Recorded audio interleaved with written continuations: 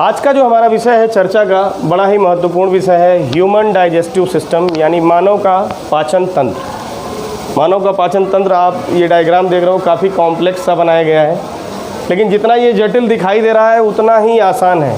क्यों? क्योंकि ये प्रक्रिया हमारे शरीर के अंदर की है, तो इसको समझना हमारे लिए काफ़ी आसान है और इसका हम उपयोग अपने प्रैक्टिकल लाइफ में भी कर पाएंगे।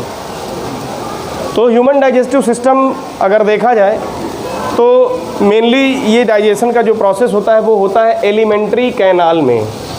Alimentary canal, AC। Alimentary canal क्या है भाई? एक ऐसी पाइपलाइन या एक ऐसा ट्यूब जो माउथ से लेकर के शुरू हो और एनस तक जा रहा हो, the terminating point. A pipeline or a tube-like structure which begins from mouth and terminates to the anus is called as what? Alimentary canal. अब एलिमेंट्री कैनाल का सबसे पहला जो हिस्सा है वो है आपका माउथ, ये आपका मुंह, और इसके बाद मुंह के पीछे का जो खोखला हिस्सा जिसमें भोजन रहता है that is called buccal cavity.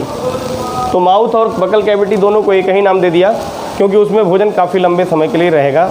लंबे समय के लिए जब भोजन पहुँचेगा तो वहीं पर दांत और जीभ, इनकी सहायता से वो फ्लूइडिफाई भी होगा और छोटे साइज में भी हो जाएगा। आगे भोजन बढ़ता है। ये आपका अगला स्ट्रक्चर है ईसोफेगस या फूड पाइप। ये हो गया आपकी फूड पाइप। फूड पाइप के बाद आपका आता है स्टमक। स्टमक के बाद स्मॉल इंटेस्टाइन। स्मॉल इंटेस्टाइन के बाद लार्ज इंटेस्टाइन। लार्ज इंटेस्टाइन, ये सारे के सारे हिस्से हो गए आपके किसके? एलिमेंट्री कैनाल के। अब हर एक हिस्से का किस किस हिस्से का क्या क्या रोल है इसको समझने का प्रयास करते हैं। हम जो भोजन लेते हैं उस भोजन में, चाहे हम वेजिटेरियन भोजन लें या नॉन वेजिटेरियन, उस भोजन में 3 मुख्य प्रकार की चीज़ें हैं। पहला प्रोटीन, दूसरा कार्बोहाइड्रेट, तीसरा फैट। इन तीनों को ही ब्रेक डाउन करना है। जो भोजन हमने लिया वो कॉम्प्लेक्स था, अब उसे तोड़ तोड़ करके इस फॉर्म में ले आना है कि वो हमारे सेल तक पहुँचे और एब्जॉर्ब हो सके। यही हमारा टारगेट है।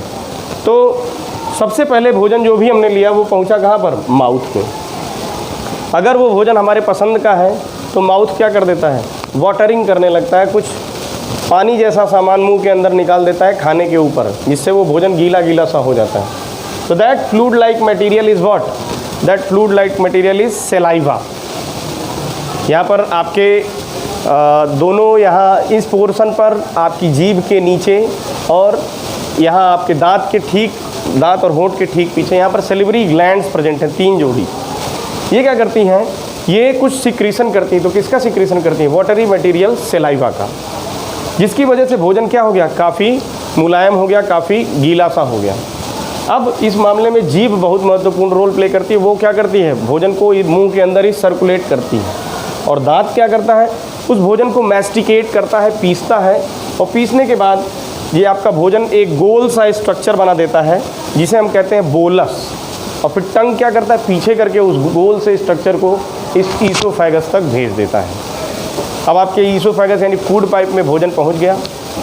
भोजन जब यहाँ पे पहुंचा तो आपके एलिमेंट्री कैनाल की दीवारों की ये खासियत है कि यहाँ पर हर समय कॉन्ट्रैक्टाइल मूवमेंट्स होते रहते हैं, जिसको कहते हैं क्या? कॉन्ट्रैक्टाइल मतलब पुश एंड नॉर्मल, है ना? दबना और छूटना, पिचकना और फूलना, इस तरह के मूवमेंट्स होते हैं, जिसको कहते हैं क्या? Peristaltic movement. नाम याद रख लेंगे, पेरिस्टाल्टिक। तो इस मूवमेंट की वजह से क्या होगा? भोजन बार बार इस रास्ते से आगे, इस रास्ते से और आगे, इस रास्ते से और आगे, ये पिचकेगा पीछे का साइड और आगे वाला फूलेगा, फिर धीरे धीरे भोजन आगे बढ़ता बढ़ता नीचे चला जाएगा। ईसोफेगस एक ऐसा एरिया है जहाँ कोई डाइजेशन नहीं होता है।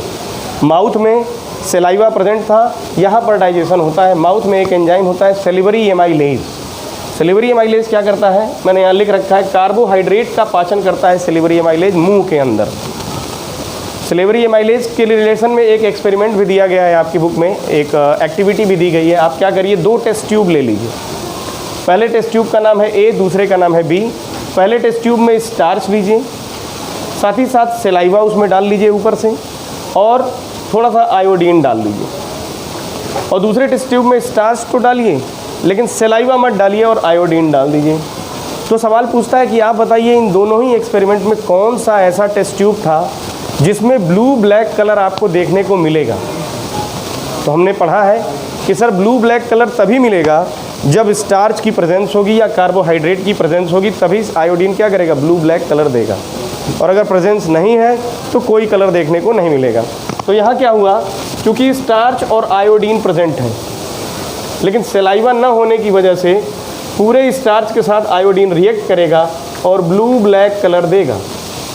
जबकि इस केस में सलाइवा प्रेजेंट होने की वजह से, अगर सलाइवा प्रेजेंट है तो सर सैलिवरी एमाइलेज प्रेजेंट है, और सैलिवरी एमाइलेज प्रेजेंट है तो कार्बोहाइड्रेट का ब्रेक डाउन कर डालेगा, स्टार्च को तोड़ डालेगा ग्लूकोज में, और जब स्टार्च टूट जाएगा तो आयोडीन उसके साथ ब्लू ब्लैक कलर नहीं दे पाएगा।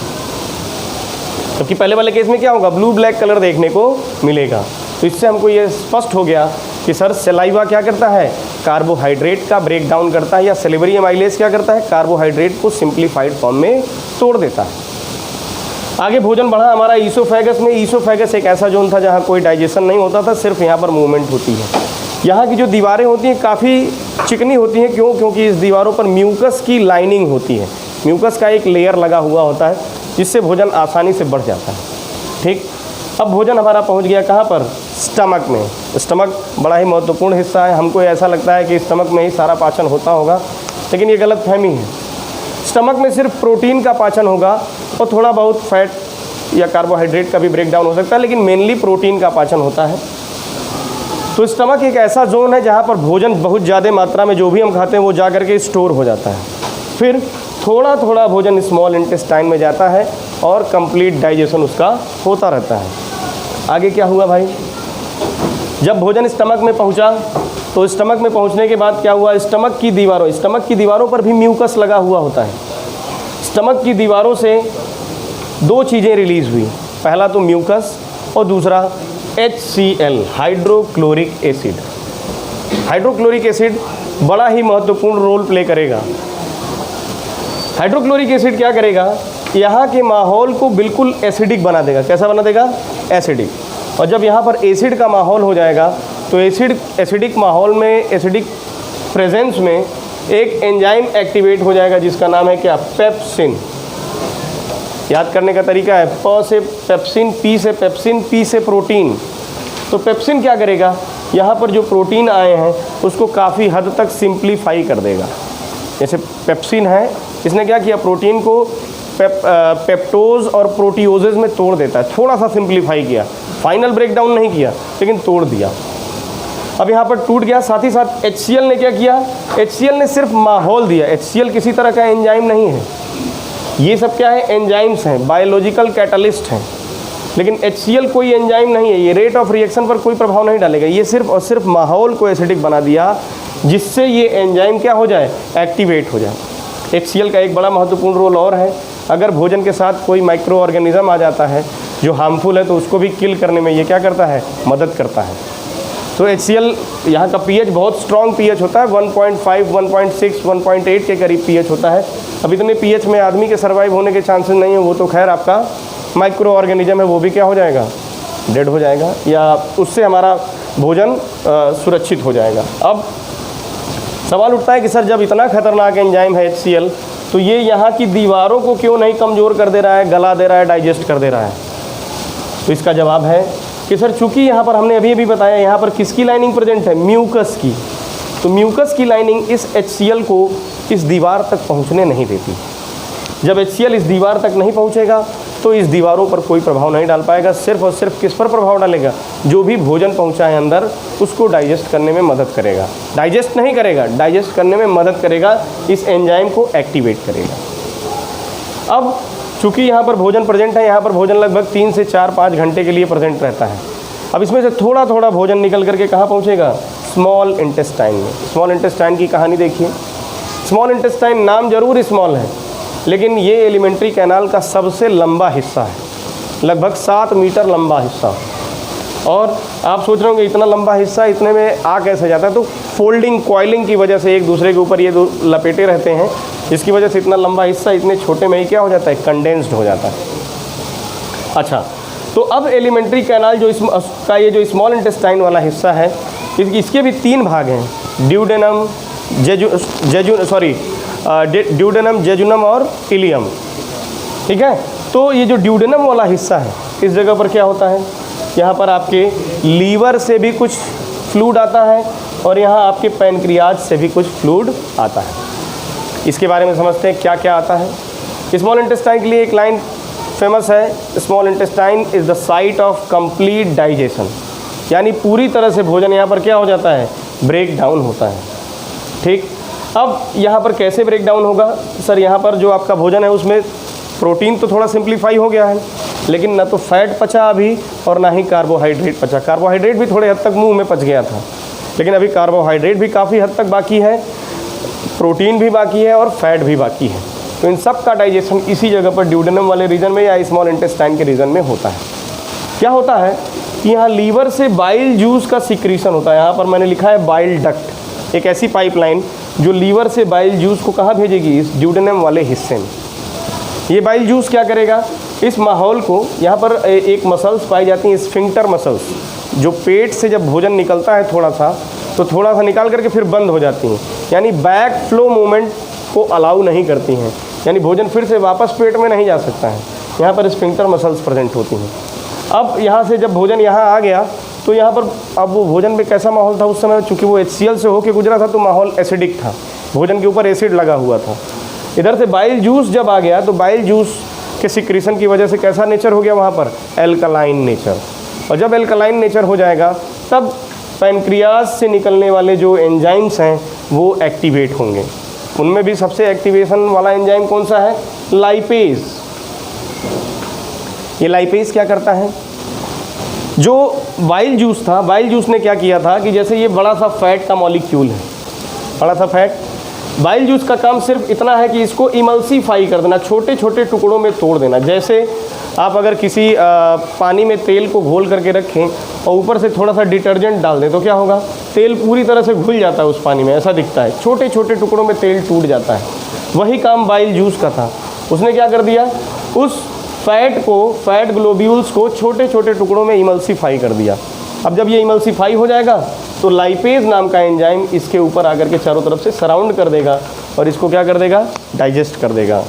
ठीक है, और जब ये डाइजेशन हो जाएगा तो अब भोजन आगे बढ़ेगा आपका कहाँ पर, स्मॉल इंटेस्टाइन के इस रीजन में, और यहाँ फिर आ जाएगा क्या आपका लार्ज इंटेस्टाइन। स्मॉल इंटेस्टाइन में आपके फिंगर लाइक प्रोजेक्शंस पाए जाते हैं, ऐसे, जिसे कहते हैं क्या, विलाई। क्या कहते हैं इसको, विलाई या माइक्रोविलाई, फिंगर लाइक प्रोजेक्शंस। इनका काम क्या है, एब्जॉर्प्शन में हेल्प करना। ये क्या करते हैं, सरफेस एरिया को बढ़ा देते हैं जिससे भोजन ज़्यादा से ज़्यादा क्या हो सके, एब्जॉर्ब हो सके। क्योंकि इसके पीछे ब्लड वेसल्स हैं तो भोजन एब्जॉर्ब होकर, डाइजेस्टेड फूड मटेरियल एब्जॉर्ब होकर कहाँ चला जाएगा, ब्लड में चला जाएगा, और फिर ब्लड के माध्यम से हर एक सेल में चला जाएगा, सेल उसका इस्तेमाल करेगा और भविष्य में आपको एनर्जी प्रोवाइड करेगा। ठीक है, तो यहाँ पर हमने देखा कि स्मॉल इंटेस्टाइन वाले रीजन में प्रोटीन को पचाने के लिए जो एंजाइम है उसका नाम है ट्रिप्सिन, जो पैनक्रियाटिक जूस से वहाँ मिला है। उसके बाद फैट को पचाने वाला एंजाइम जो स्मॉल इंटेस्टाइन में है वो है लाइपेज, और कार्बोहाइड्रेट को पचाने वाला जो एंजाइम है वो क्या है, एमाइलेज नाम का एंजाइम। सेलिवरी एमाइलेज तो माउथ में था, एमाइलेज। तो ये तीन मुख्य एंजाइम है जो स्मॉल इंटेस्टाइन में काम करेंगे, और जब भोजन पच जाएगा तो इस फिंगर लाइक, चूँकि पूरे दीवारों में क्या है, फिंगर लाइक प्रोजेक्शंस हैं, तो वो भोजन पच करके क्या हो जाएगा, एब्जॉर्ब होकर के ब्लड वेसल्स में चला जाएगा। अब आता है अगला रीजन, लार्ज इंटेस्टाइन। तो लार्ज इंटेस्टाइन एक ऐसा रीजन है जहाँ पर पाचन तो नहीं होता है, लेकिन जो भी भोजन पहुँचा है, most of the watery materials are being absorb from the large intestine portion. तो यहाँ पर जब भोजन पहुँचा तो ये क्या हो जाता है, वहाँ पर एब्जॉर्ब होने की प्रक्रिया, यानी भोजन में जो भी पानी है या कुछ ज़रूरी सामान है वो सब क्या हो जाते हैं, पूरे लार्ज इंटेस्टाइन वाले एरिया में एब्जॉर्ब हो जाते हैं। और उसके बाद आपका जो वेस्ट मटेरियल है वो कैसा हो जाता है, काफ़ी हद तक सॉलिडिफाई हो जाता है, क्योंकि उसमें से पानी एब्जॉर्ब हो गया, वो सॉलिडिफाई होकर के यहाँ रेक्टम वाले रीजन में स्टोर रहता है। और यहाँ पर स्फिंक्टर मसल्स होती हैं, जब काफ़ी हद तक ये स्टोर हो जाएगा तो इस रीजन का संपर्क मनुष्य के किससे होता है, ब्रेन से। जब यह पूरी तरह से खूब स्टोर हो जाएगा तो यहाँ से मैसेज प्रोड्यूस होगा और कहाँ पहुँचेगा, ब्रेन के पास। ब्रेन डिसीज़न लेगा कि ये उचित समय है रिलीज़ करने का या नहीं।